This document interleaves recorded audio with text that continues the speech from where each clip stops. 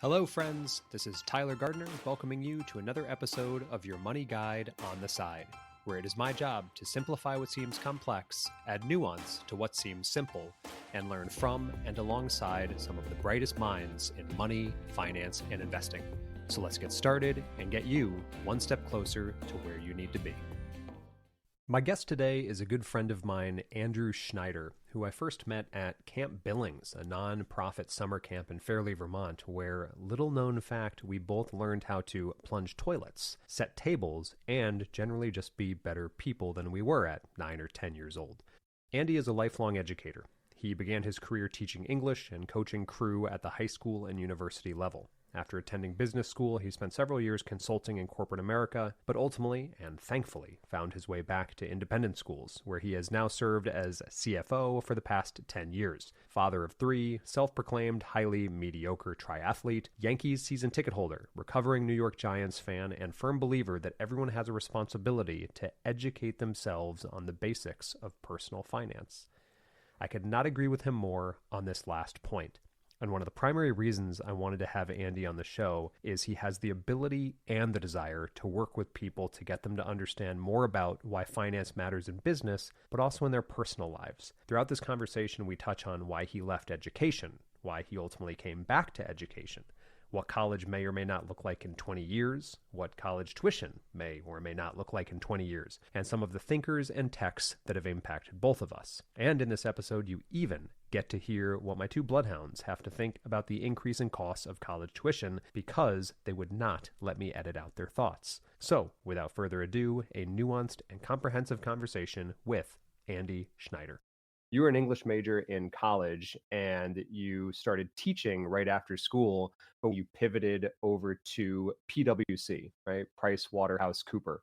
Could you tell me a little bit about that pivot and what gave you the desire to leave teaching that quickly? My first job out of college was teaching 11th grade English at a New England boarding school. And I think one of the reasons I got into teaching, it was one of the only careers that I knew what it looked like. A lot of jobs, it's hard to imagine what it looks like when you're in college, but any kid who's been in a classroom knows what teaching looks like. And it's sort of easy to envision yourself as a teacher. That was something that felt natural for me. So I got into teaching right out of undergrad and I liked it. I loved it my first year. I liked it my second year. And I started to get a little bit tired my third year. And by the fourth year, I hated the kids. The majority of mid-career to veteran teachers to whom I speak always say that they actually end up disliking their colleagues, but the kids are what keeps them in it. What made it so you all of a sudden did not enjoy working with our youth? Somehow, I was 21 when I started teaching. So by the end of four, I was 25. And I was 25, but I was like this get off my lawn old man at 25. I don't know how it happened. Very quickly, you start noticing the same patterns in kids, just in terms of behavior. And it's amazing the stories and similarities across kids. And I found myself becoming very impatient in a way that I didn't like myself, the way I was reacting, in a lot of self-reflection and ways that at that point, 4 years, thinking about other opportunities and other things, you sort of get to a point where, is this what I'm going to do for the rest of my life or is it not? And if it's not, well, then what? One of the things that's interesting about boarding schools, you're not just a teacher, especially when you're right out of college. They throw you in. And this is actually one of the best things about boarding schools. You live in a dorm, you coach 3 sports. I worked in the admissions office. I helped a little bit with fundraising. You wind up getting a ton of different job experience.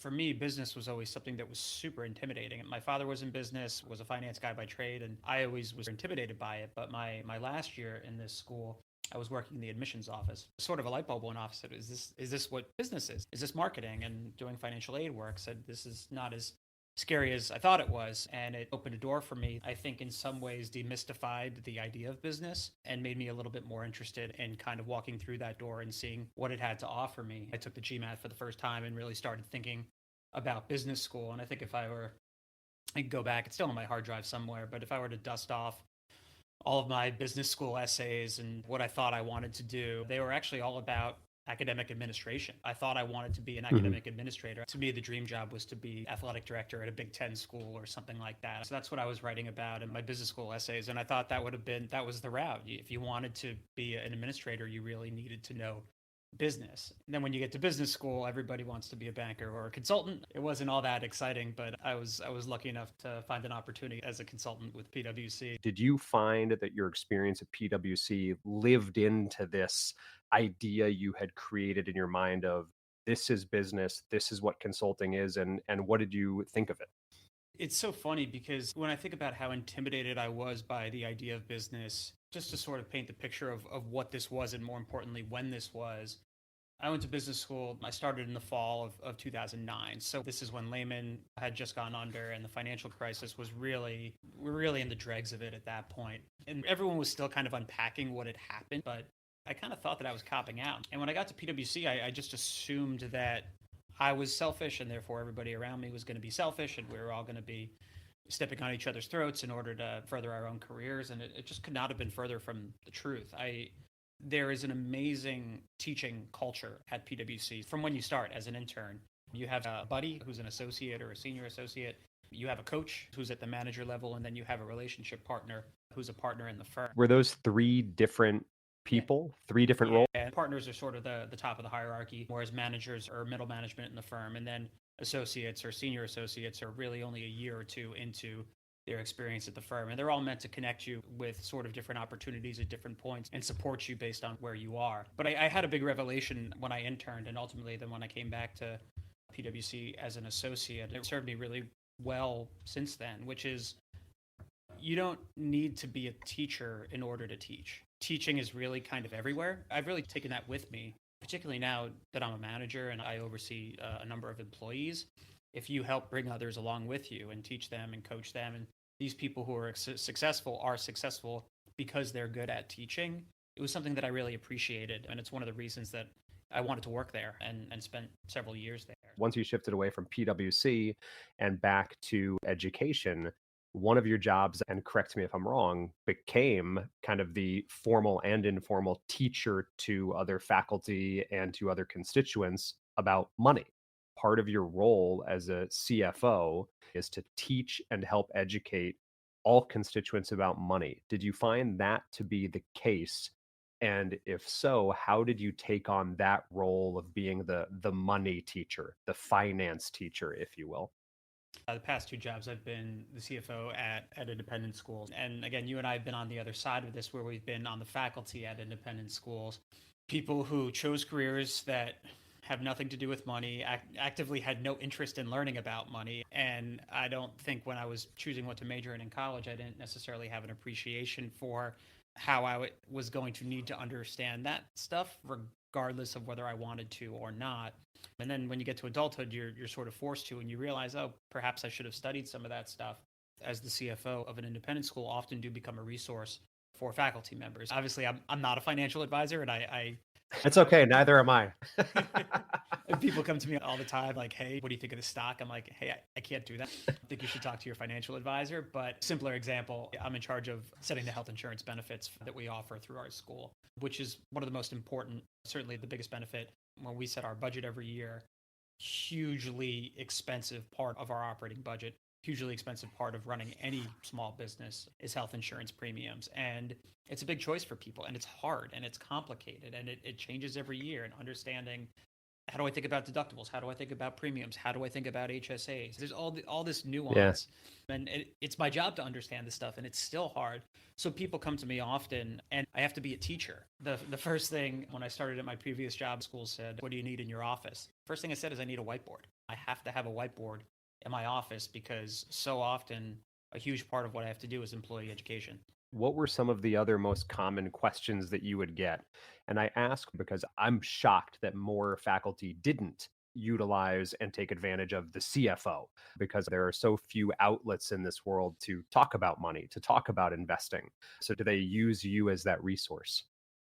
No, they don't. I wish they did. I joke that my door is always open, but it's not. It's closed right now. I think you know this really well. It's probably why you're doing what you do. People are so uncomfortable talking about money. It's impolite. Everybody assumes they should know more than they do. They don't want to ask a dumb question. So no, they really don't.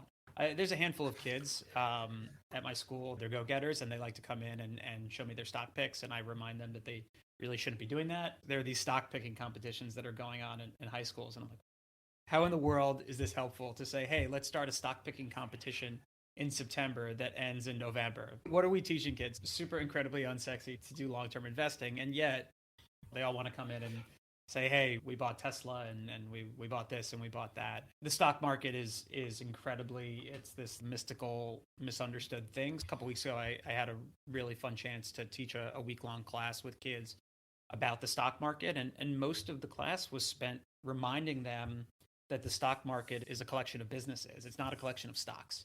It is a collection of businesses.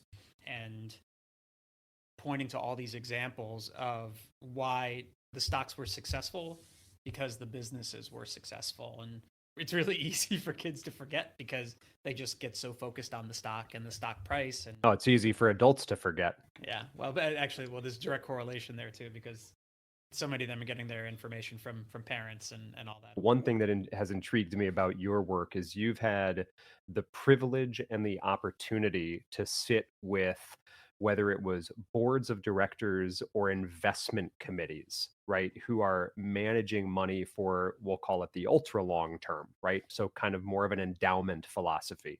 What have you taken from any of your interactions with investment committees? It's been some of the best professional development I've had. My background, particularly the work I did at PwC, was way more on the financial operations side of things, process improvement, accounts payable, accounts receivable. So it really wasn't on the investment side of things. So just being able to sit in on investment committee meetings has been really valuable. There's so many personalities and people who, usually it's people who manage money for a living. So much of it comes down to leadership of the committee. As long as it's a person who can remind everybody what it is that they're trying to do.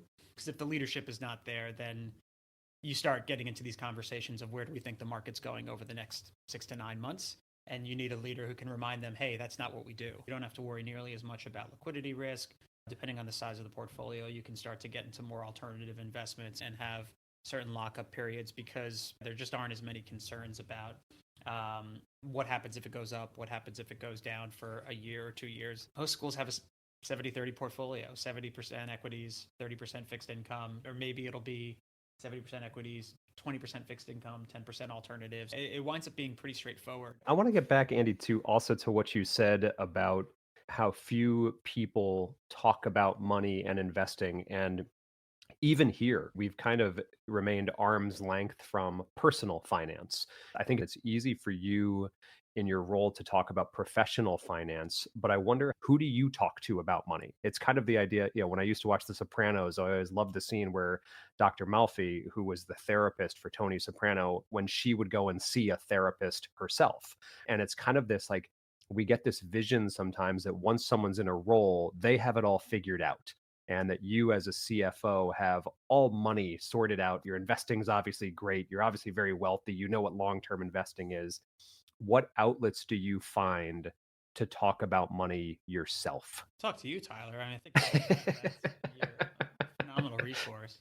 We've had this conversation years ago. I mentioned earlier, I was on the crew team for 4 years in college, and my coach always used to say, sculling, one person in a single boat, or marathoner, simpler example. Even the best marathoner in the world, the single fastest guy, who nobody can run faster than him for 26.2 miles, still has a coach. It doesn't matter if there's nobody who can do it better than you can. Well that said. person still needs to have a coach, because part of it is objectivity. Even if you're the best at what you do, it doesn't mean that somebody looking at you objectively can't offer you some value. For me, it's always been my dad. Money is so personal. And because my dad knows who I am in terms of my values, anytime we're talking about money, it always starts with, well, what are you trying to do? What's the point? My dad gets very philosophical. It's his way to remind me that I'm asking the wrong questions, because sometimes when it comes to money, we're getting so focused on the what that we forget the why. And coming back to education, a lot of it just had to do with family. I was traveling 4 or 5 days a week, and my wife and I had our first child, and I took my paternity leave, and PwC said, "Great news, we're putting you back on this project in Chicago." And I said, that's not great news. And that was ultimately why I quit. And fortunately, I found this CFO position at a school that was down the street from where we lived, and sort of thought, like, schools, finance, how'd you not think of this before? This is perfect. It was all about finding this sweet spot of what's interesting to me, what pays well enough to do what I want to do, and what allows me to kind of have the family that I have. And it's hard to kind of find that sweet spot. And my dad's always centered me in those conversations and talking about money and family and life, and very different path. He was a plugger for a really long time. He was a CPA and started at Pete Marwick way back when. Pete Marwick was the PM in KPMG, and worked his way up and wound up getting a pretty big break when he was the CFO of a company that got acquired, made a good amount of money. And he always said, I could have been a much better dad. I could have been a much better CFO. I could have been a much better husband. If it's a Venn diagram, I tried to find the sweet spot where I was pretty good at all of them, as opposed to being amazing at one of them. I think I've tried to find that similar sweet spot with all three. That probably didn't answer your question. I rambled a little bit. Rambling is fine. And one of the things that you just touched upon is it seems like part of your why for having a job is paying for college. And you have 3 children at this point, and college is becoming increasingly burdensome. I'm sure a lot of the folks that get in touch with you, it's the biggest concern. I think about it all the time. Sometimes, how much of my emotional capacity is spent worrying about saving for college, which is pretty frustrating when I think about it. The irony that that's my industry and I'm part of the problem of driving up the cost of the industry is kind of funny, given how much time I spent worrying about just for my own kids. I know it's a stressful point of saving for college and worrying about it. And people talk about it a lot, that college tuition is a bubble and it's going to pop, and it's not. If you want to send your kid to a great school, it's it's $80,000 a year, whatever it is now. And if your kid was just born 20 years from now, it's going to be up $115,000. And it's absolutely one of the first questions I always get when I meet with anybody who has kids or is foreseeing having kids is, how the heck do we A, start saving for college, B, afford college? I'd like to even go to the why and just ask you flat out, as an administrator who works in education, why college? And I'm not trying to bias this too much, although I clearly am.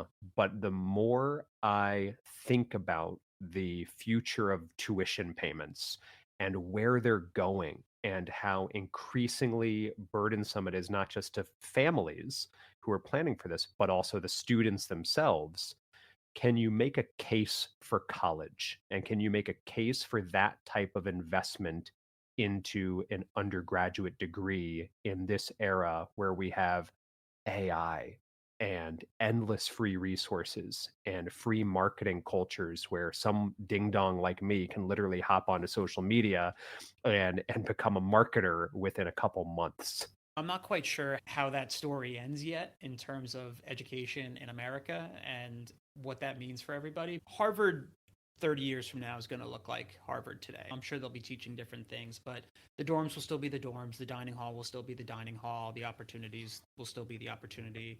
It'll look fairly similar. A lot of schools that are struggling today will be out of business 30 years from now. The costs are just too high, and they don't have the pricing power that Harvard, Princeton, Yale do. And that's because of exactly what you're saying. It's still a pricing exercise. Is this worth it? The same way is this computer worth it? Is this iPhone worth it? And price go up for very specific reasons. And eventually, for a lot of these schools, it's not going to be worth it. What universities have sold versus what they have provided, in some ways, I think there's a huge disconnect. It's, especially big universities, they have sold themselves as these hotbeds of academic activity where there's cutting edge research and you can work with these professors that are doing this really important research. I went to a big research university. I went to Rutgers, a big state school, where all this stuff was happening, and yet that had nothing to do with my college experience. I was an English major. That's not what I did. The value for me was independence and being away from home and learning how to be a part of a classroom discussion that was a little bit more advanced than high school, because we were older and we could talk about more complicated things. You ask a really important question, because a lot of that stuff doesn't necessarily have to happen paying $30, $40, $50, $60,000 a year of tuition. There's an opportunity for disruption, and yet nobody's even really come close to disrupting it so far. I'm not really sure what the answer is. I could see a world where the dogs are upset, not happy about education. They're ticked off that they're not going to get to go to Harvard, and they got to go to Pennsylvania University now. One of the things that drives up costs is that a lot of universities are trying to be all things to all people. We want to be a school where you can study English, or you can be an engineer, or you can be an accountant, or go to a football game and then go to the a cappella performance. And schools would probably be a little bit better at keeping their costs down if they were more specialized. Nobody ever said, I'm not going to go to Juilliard because they don't have a good football team, right? Juilliard is one of the most prestigious schools in the country, and you pick it for a specific reason. Yeah, so basketball. I could see, yeah. Juilliard March Madness, that's my sleeper. I could see schools maybe going a little bit more in that direction, where they try to really, they say, we're going to be an engineering school, as opposed to really trying to offer everything. And that might be a way for more schools to survive and then thrive. And then the market might make more sense in ways that, for certain people, if you really don't know where you want to go, you don't know what you want to study, you sort of also have to disentangle education from college. Do you need a college degree to be successful? No, but you still need an education. You still have to be able to read, write, work with other people, collaborate, communicate. Just right now, school is the mechanism that we learn those things. Most good businesses, in my mind, and you know this too, do one or two things very well, right? The best restaurants I go to have one or two things on the menu that are exceptional. The worst restaurants I go to have a novel for your menu and don't do anything well. And so I'm wondering, what would be the skill set that you would predominantly want to teach a group of 17 to 22-year-olds about what they will need heading into the next 10 to 20 years of this space, whether it's a specific major or a specific skill. But what would be your focal points for developing something that you think could either disrupt college, or at the very least specialize in something and give it way more added value? It's a great question. I never really thought about it. Yeah, me neither. That's why I'm asking you. Yeah. So much more today with project-based learning and more learning by doing. It's much less what we call sage on the stage. It used to be a teacher in front of a classroom teaching kids stuff, which works for some kids.